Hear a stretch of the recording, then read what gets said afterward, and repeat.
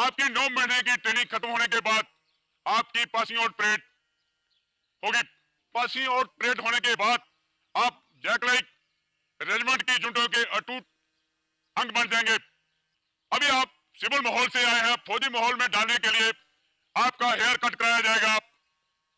अगले दिन आपको किट इशू किया जाएगा। हेयर कट के लिए हॉल्डर पवन इन्हें बार्बर शॉप में ले जाए।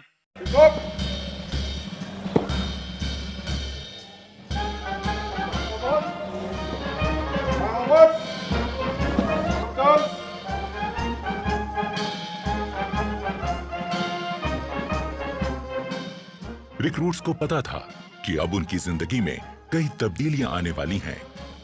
उसकी शुरुआत हो चुकी थी। फौजी तरीके में बाल कटवाना पहला कदम था।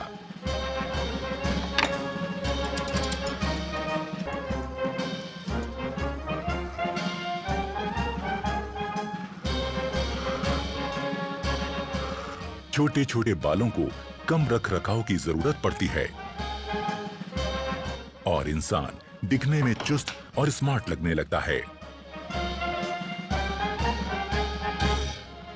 पहला कदम तय करने के बाद इनका अगला पड़ाव है बटालियन स्टोर। यहां रिक्रूट्स को अलग अलग किस्म की फौजी वर्दियां बांटी जाती हैं।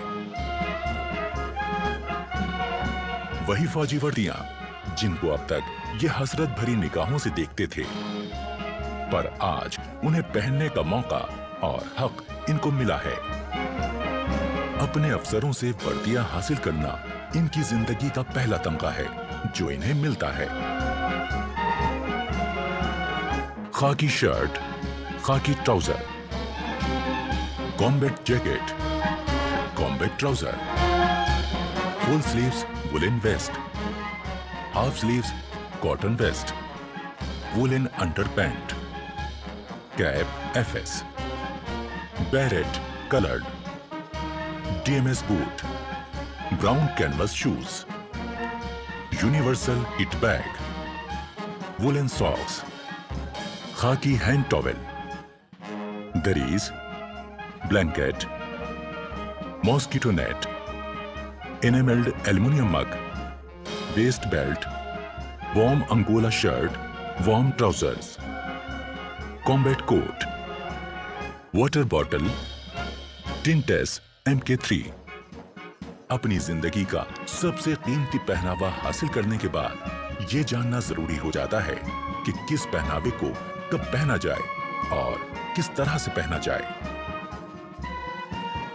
सभी ने रिक्रूट ध्यान दे, जो आपको बटालियन स्टोर से ड्रेस इश्यू है उसको आप किस प्रकार से तैयार करके पहनना है, उस्ताद आपको उसका नमूना देंगे।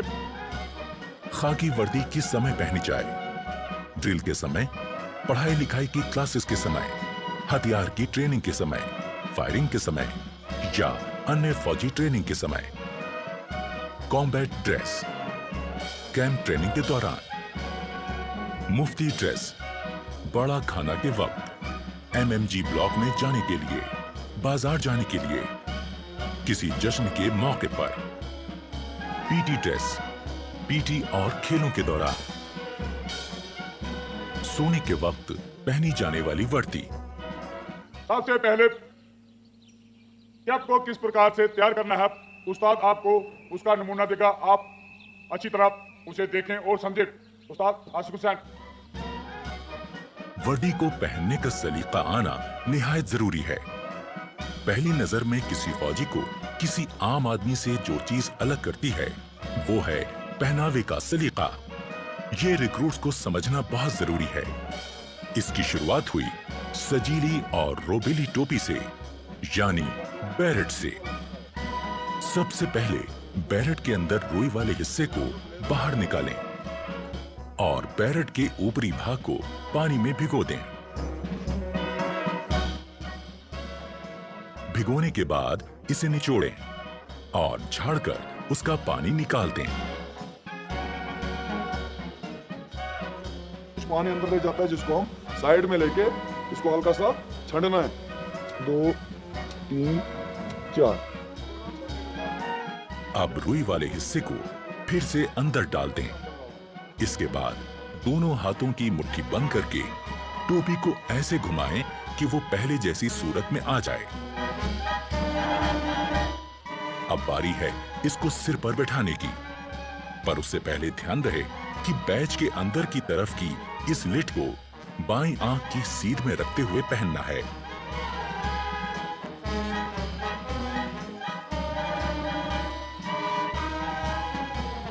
अब बैरेट के बॉर्डर में पिरोई हुई डोरी को अपने साइज के हिसाब से कस लें।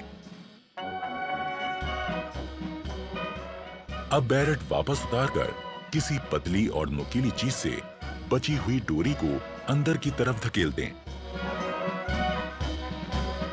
अब बैरेट को फिर से सिर पर लगाएं। अब बारी है इसको अपने सिर पर सेट करने की।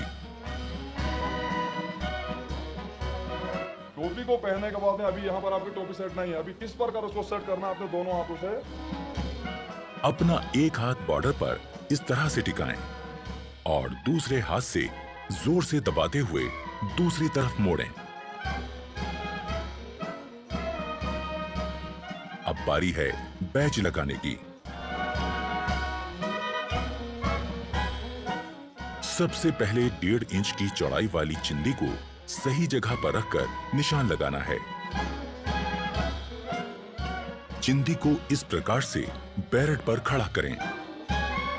अब चिंदी के बीच का हिस्सा आपकी आंख के सेंटर में होना चाहिए। यहां पर निशान लगाकर बैरेट को उतार लीजिए। उतारने के बाद हमें चिंदी की सिलाई लगाए गए निशान पर रखकर करवानी है।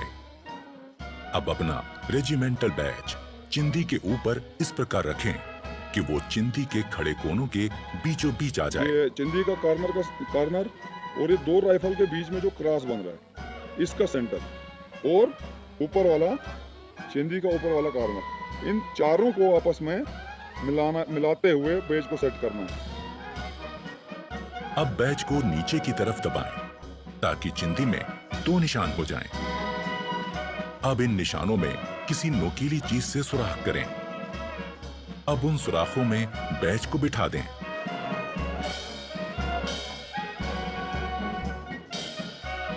अब इसे पलटकर अंदर की तरफ से ये पिन इस प्रकार से लगा दें। इससे बैच अच्छी तरह से फिक्स हो जाएगा और कभी गिरेगा नहीं। पिन लगाने के बाद ये लिड ऊपर रखकर इसकी सिलाई करते हैं। अब बैच का पिन सिर पर नहीं चुभेगा। अब हो गई बैरेट तैयार।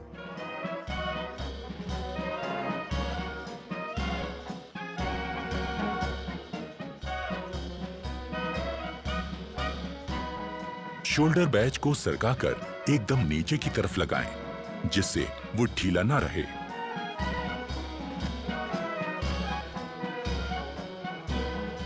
नेम बैच दाहिनी जेब की ऊपर वाली सिलाई के साथ एकदम सीधा करके लगाएं। बेल्ट को सेट करने से पहले दाहिने हाथ में मुड़ा हुआ कुंडा और बाएं हाथ में सुराख वाला कुंडा पकड़ें।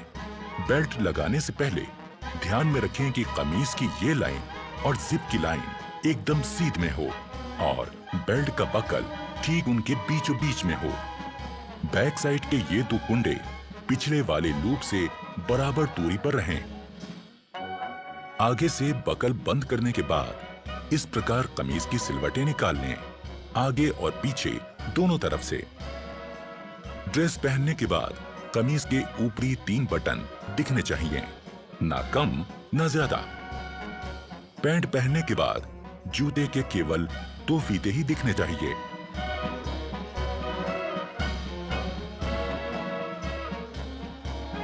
पगड़ी पहनते समय ख्याल रखें कि पगड़ी के दोनों तरफ 6 सिलवटें बने। पगड़ी के बीच में दिखने वाली लाल पट्टी की लंबाई 1.25 इंच और चौड़ाई 1.5 इंच होनी चाहिए। कॉम्बैट ड्रेस में आगे की तरफ लगा पाउच इस्तेमाल होगा एम्यूनिशन रखने के लिए, जिससे फौजी के हाथ खाली रहें। पीछे लगे बैग में होगा एम्यूनिशन के साथ गुजारे लायक जरूरी सामान।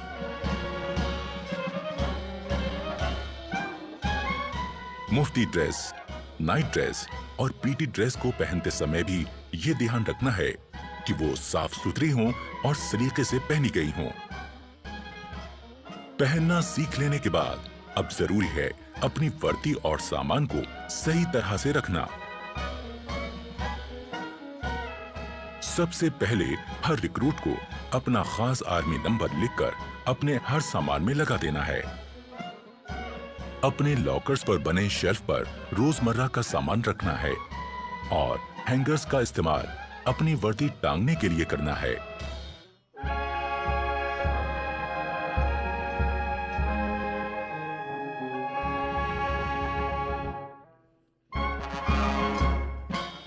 शाम होने के बाद नाइट ड्रेस पहनकर अपने कपड़े और जूते दुरुस्त करें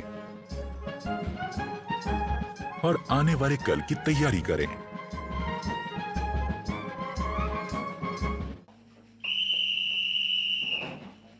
ठीक 10 बजे की सीटी ऐलान करती है सोने के वक्त का।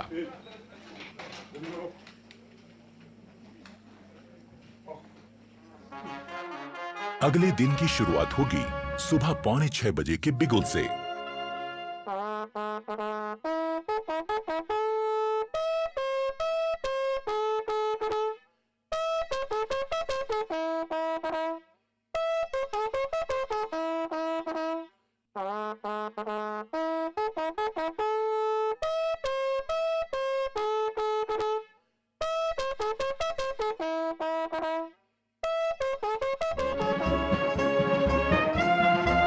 सुबह की चाय मदद करती है आंखों की नींद ठीक से भगाने में।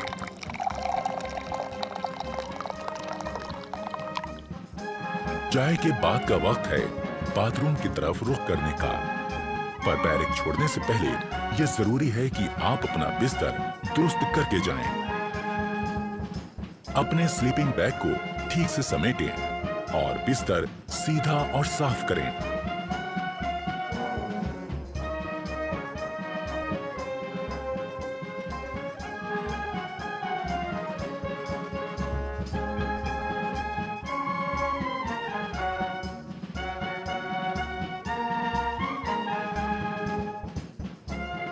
अगर आप नहीं जानते कि ऐसा कैसे किया जाता है, तो इसमें अपने उस्ताद की मदद ले लें। वो आपको समझाएंगे कि सो के उठने के बाद आपको कैसे आपका बेड ठीक करना है। अगर सभी रिक्रूट्स इन बातों पर ध्यान देंगे, तो उनका बैरक एकदम दुरुस्त और खूबसूरत दिखेगा। पहले स्लीपिंग बैग को ठीक से बिछा लें, उसकी जिप बंद करें और इस कवर को ऊपर लगा दें। अब बारी है इसे फोल्ड करने की। स्लीपिंग बैग के किनारों पर लगी तनियों को फोल्ड किए गए बैग के ऊपर लपेटें और इस तरह बांध लें। बैग को अपने लॉकर के ऊपर रख लें। अब बारी है बिस्तर को ठीक करने की। पहले चादर की सारी सिलवटें ठीक करें।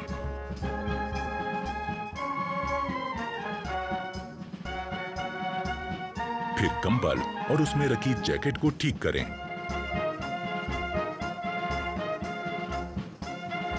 ख्याल रहे कि जैकेट और कंबल की सारी तह एक बराबर आए।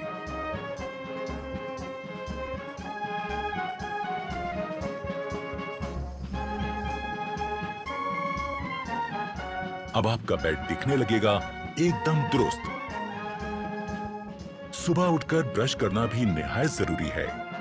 ये सुबह सुबह आपको ताजगी का एहसास देता है।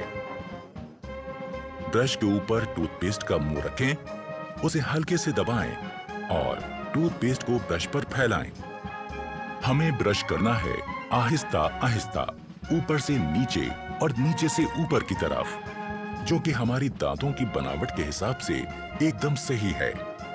ब्रश करने से न सिर्फ मुंह में ताजगी आती है, बल्कि दांतों और मसूड़ों की सेहत दुरुस्त बनी रहती है। और ये निहायत जरूरी है कि हम सही तरह से ब्रश करें। जोर जोर से ब्रश करने से हम अपने दांतों और मसूड़ों को नुकसान पहुंचा सकते हैं। ब्रश को थोड़ा आस्ता करो। धीरे करो, ऊपर से नीचे, किस प्रकार आपको बताया था उस प्रकार ब्रश करो। हमेशा अच्छे किस्म का ब्रश और अच्छे किस्म का टूथपेस्ट इस्तेमाल करें और ब्रश जब घिसने लगे तो उसे बदल दें। शहरी किस्म के टॉयलेट्स इस्तेमाल करते समय यह जरूरी है कि हम इस्तेमाल के बाद ऊपर लगे फ्लश के इस बटन को घुमा दें। इससे निकलने वाले पानी के बहाव से टॉयलेट की सीट साफ हो जाएगी।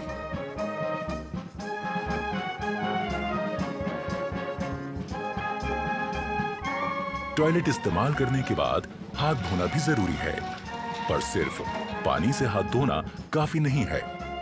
हाथ किसी बढ़िया किस्म के साबुन से धोएं, इससे हाथों के तमाम कीटाणु मर जाएंगे। एक रौबदार और खुशनुमा शख्सियत के लिए जरूरी है चेहरे का रुआब, और इसे पाने के लिए जरूरी है कि हम रोज सुबह शेव करें। सबसे पहले शेविंग क्रीम चेहरे पर लगाएं, ब्रश को गीला करें और शेविंग क्रीम के साथ चेहरे पर चलाएं।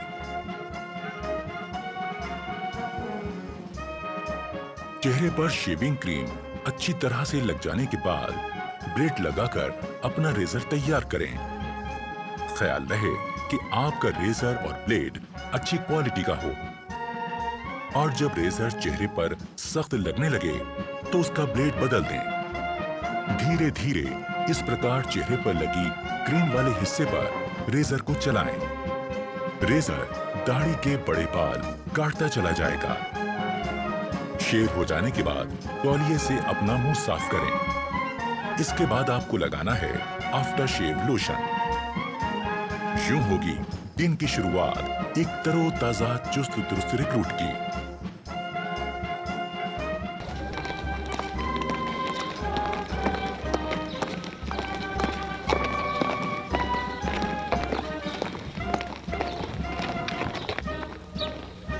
रेजिमेंटल सेंटर के इलाके की तमाम जानकारी होना भी जरूरी है। इस काम में रिक्रूट्स के अफसर उनकी मदद करते हैं।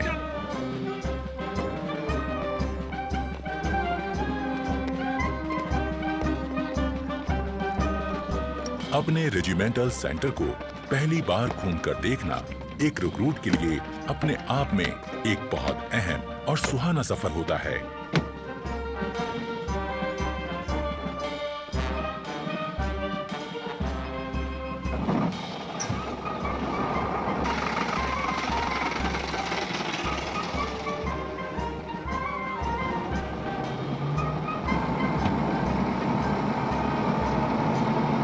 ट्रेनिंग ग्राउंड, MI रूम, संसार चंद शॉपिंग कॉम्प्लेक्स, बाना सिंह परेड ग्राउंड, उजागर Singh Teja block, Bhag Singh block, Triveni Singh hall of fame, battalion store, Billy Moria multi gymnasium, mandir masjid gurudwara block, Chandorkar model room, Gangadharan block, firing range, BM Kaul indoor shooting range, unity lines, quarter guard, Siachen block, officers mess, जैकलाई house, JCO's club, Chunnilal Dwar और शहीदों को सलामी देता हुआ war memorial.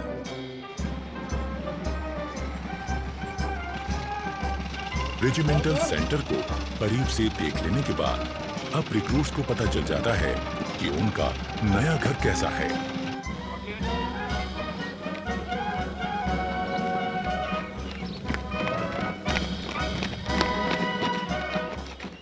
नए आए recruits के लिए यह भी जान लेना जरूरी है कि खान पान का सही तरीका क्या है।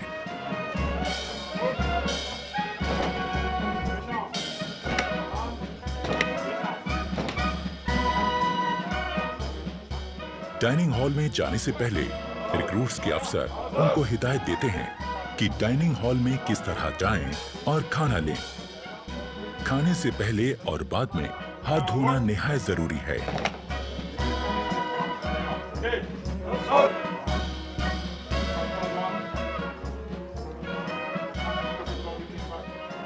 रिक्रूट्स को एक एक करके अंदर जाना है। अपने प्लेट, चम्मच और ग्लास लेकर एक लाइन में अपनी बारी का इंतजार करना है। रेजिमेंट में आने के पहले दिन से ही रिक्रूट्स की जिंदगी में बदलाव शुरू हो गया। आज वो अपने तमाम साथियों के साथ मिलकर एक जैसा खाना खाएंगे, एक बहुत बड़े परिवार की तरह।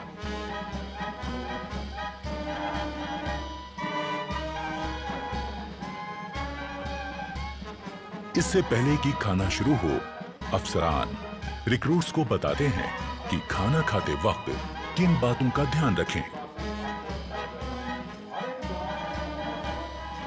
खाने के लिए चम्मच का इस्तेमाल करें। खाते वक्त ज्यादा मुंह ना खोलें। खाते समय हाथ मेज पर ना रखें।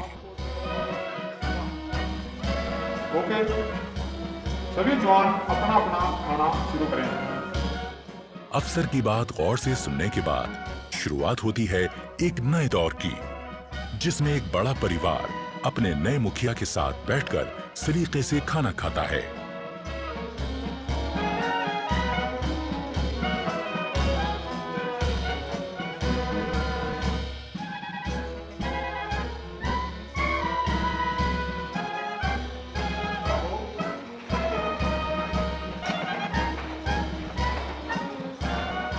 खाने के बाद सबको एक साथ उठकर बाहर जाकर अपने बर्तन धोकर रखने होते हैं।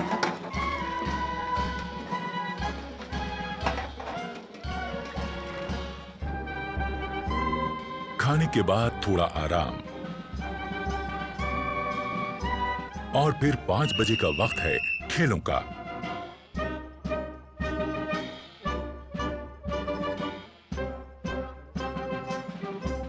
खेलों से शरीर तंदुरुस्त रहता है और चुस्ती फुर्ती कायम रहती है।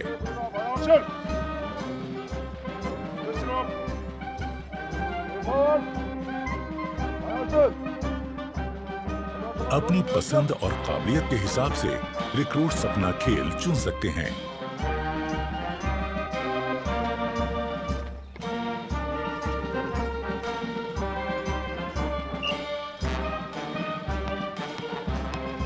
यहाँ फुटबॉल, बास्केटबॉल, वॉलीबॉल, कुश्ती और कई तरह के खेलों की सुविधा है।